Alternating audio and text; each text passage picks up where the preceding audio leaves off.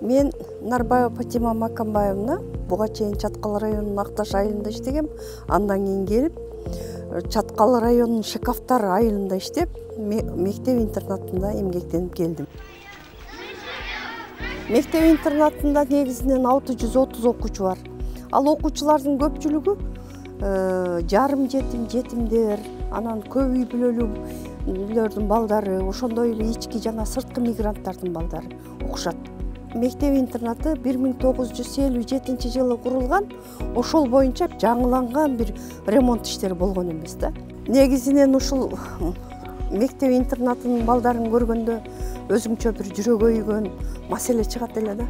Себеби бала ата-энесинен алыс. Эртең менен балдар тургузасың саат 6-да.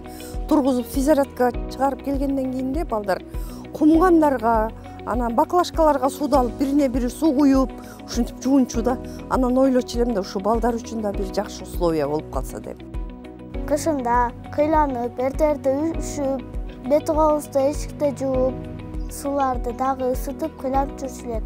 Сайга барып, суу ташычу элек. Эшикке түндөрдө тазалыкка барчу элек. Ичкерide туалет болуп калып, балдар күн суукта шамалдабай турган бир жакшы шарт болсо дедик эле. Проектибизди ишке ашырыш үчүн кайрылганда колдоп беришти.